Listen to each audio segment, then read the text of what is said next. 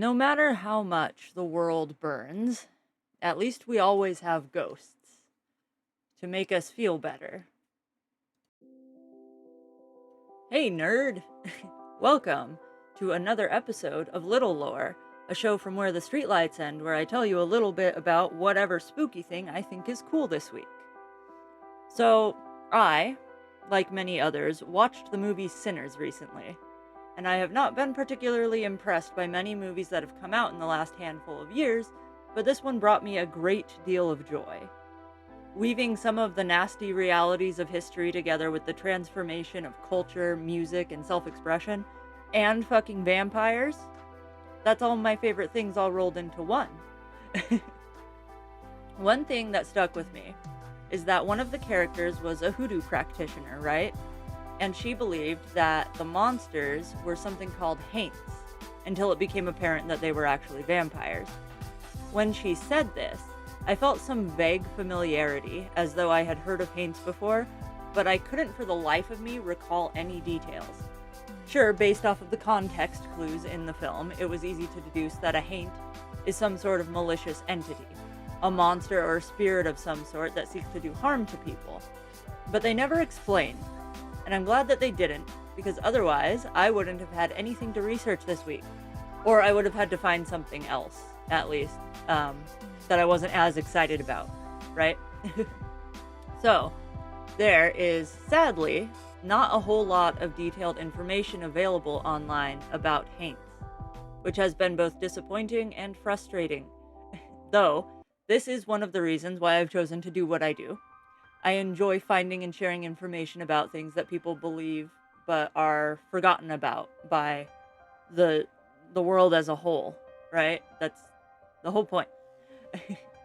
So I must emphasize that I desperately hope that someone who is actually a part of these cultures and who has personal knowledge or experience with these belief systems will find me and share their knowledge with me. I am not of this culture, and these are not my stories to share, really. However, I can give a very basic 101 style lesson, and maybe it will stir some curiosity and interest in the world among others. Based on what little I can find on the matter, Haints are simply spirits. Essentially, Haint is just another word for a ghost. But there is more to it. The word Haint is believed to have come from the word haunt, either being from people pronouncing the word differently or the result of people spelling it differently. Knowing what I do about the way languages evolve, I would guess that it's a combination of both. Probably people pronouncing it differently and then people spelling it out in the different way that they are hearing it. What sets Haints apart from the regular old ghosts that most of us uncultured swine are familiar with seems to be the belief that the belief system surrounding the spirits.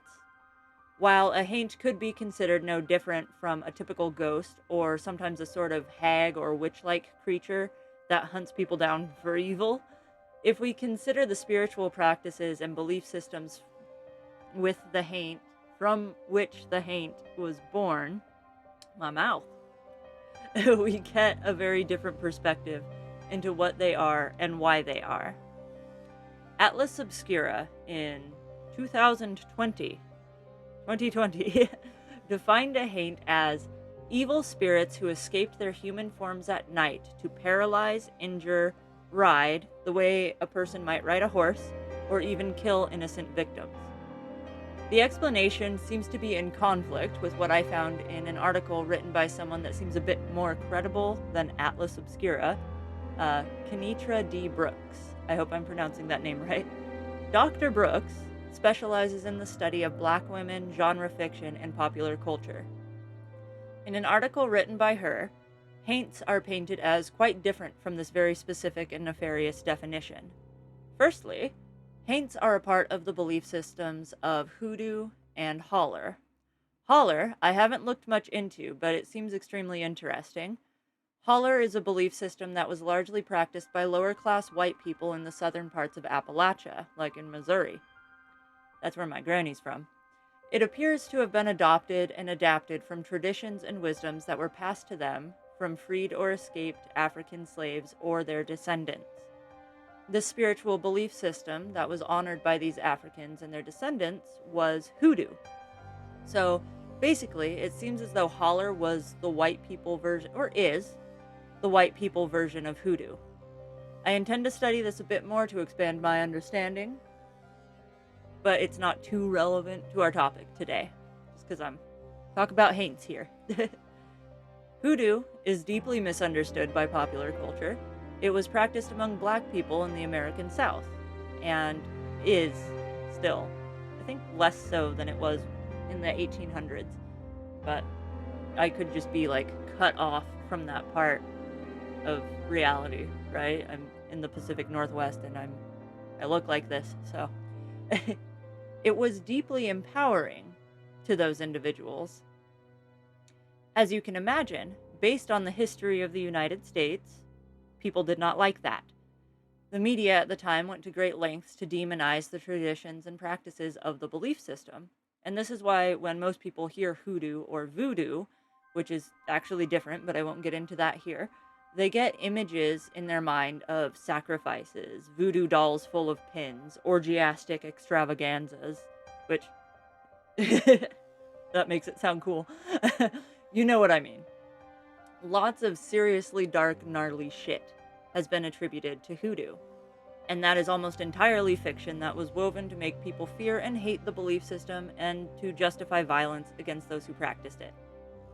We see this all the time. I just wanted to make sure that I said it in case anyone wasn't aware, because it's kind of a big deal. It's rude, to say the least. Essentially, hoodoo is the result of transculturalization, which is my favorite thing.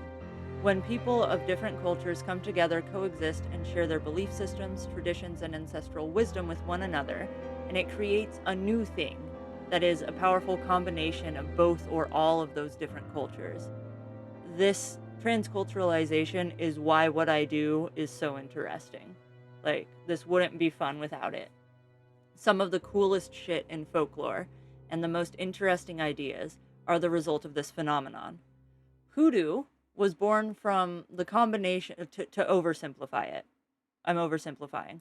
But hoodoo was essentially born from the combination of Western and Central African belief systems, which slaves brought to the Americas and were incredibly able to hold on to and keep alive, combined with old school Catholicism and the knowledge and beliefs of the indigenous peoples of the southeastern U.S.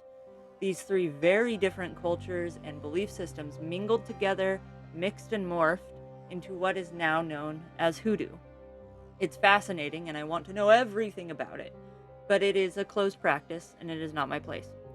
Not my place to practice. But if anyone wants to tell me everything about it, I would really like that.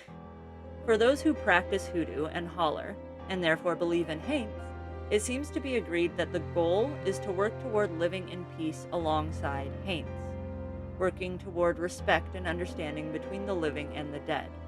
Many believe that Haints are due not only respect, but they deserve to have their needs fulfilled. And this means providing offerings and gifts to the spirit in the form of food or trinkets or whatever it may be. This is a bit reminiscent of old folk traditions in the British Isles regarding fae, which is interesting to me. Hoodoo teaches that not all Haints are bad or evil. They do, however, make people uncomfortable and often reveal things that people don't want to know about or think about.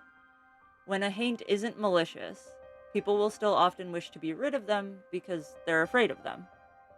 The existence of Haints or spirits of this description anywhere calls into question our perception of time.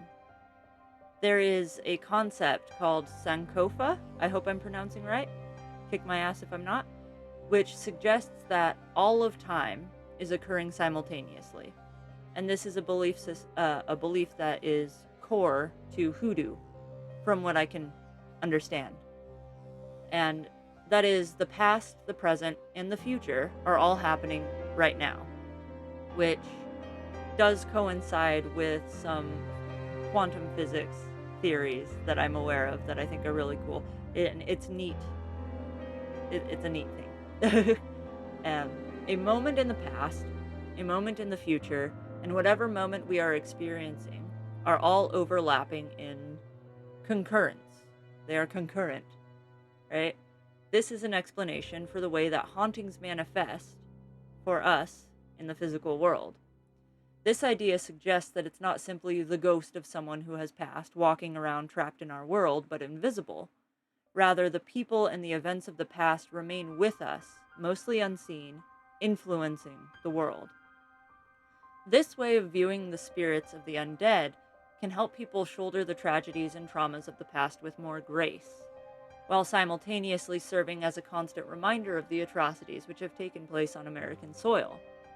This is one reason that Hoodoo and Holler practices have been kept alive, or revived, in the American South.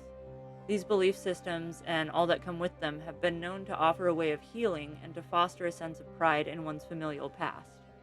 A major aspect of Hoodoo is reverence for the ancestors, which is also common among indigenous American belief systems, and I think that that's pretty cool.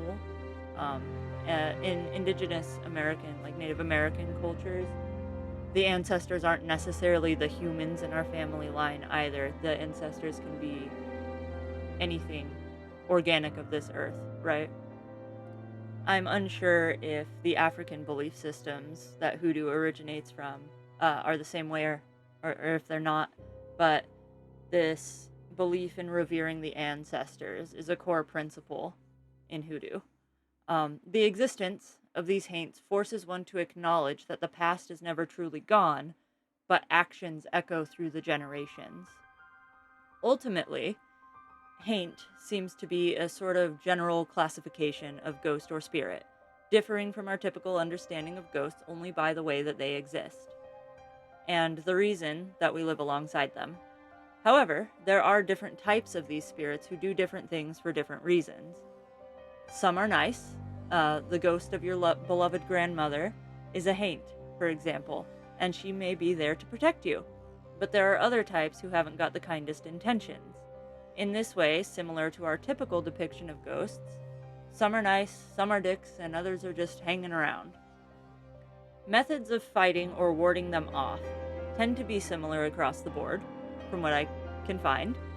Making them count each individual grain of salt or sugar spilled is one way to distract and stop a haint who is after you. This is also reminiscent of beliefs regarding fairies. I think it's fun to see the similarity from such a vastly different group of people, right?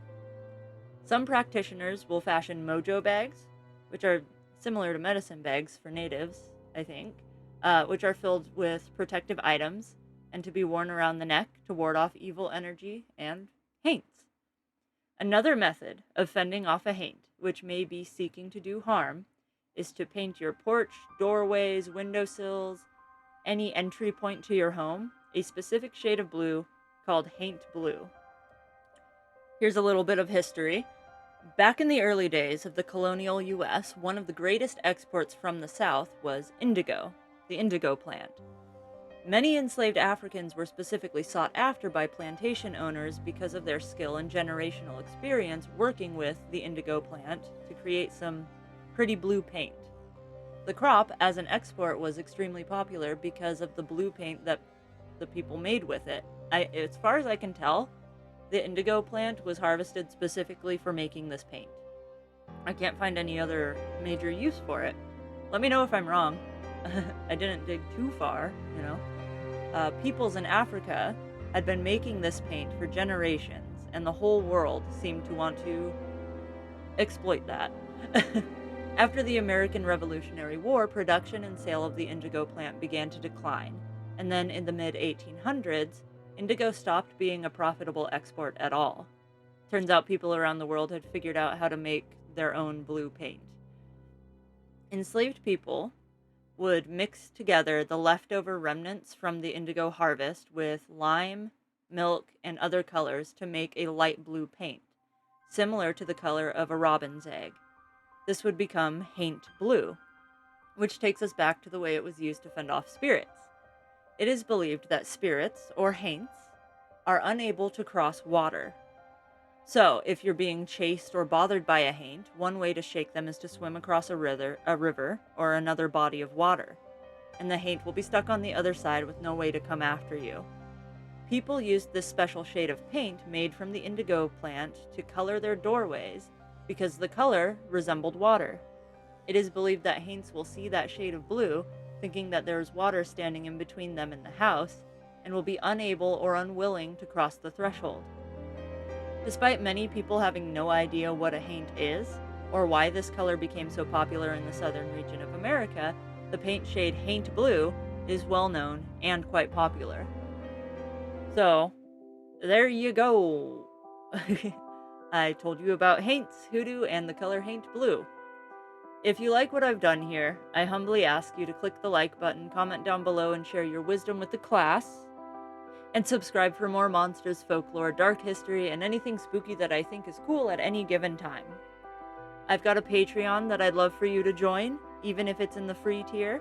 I try to encourage discussion with these videos because I want to talk about all the cool stuff.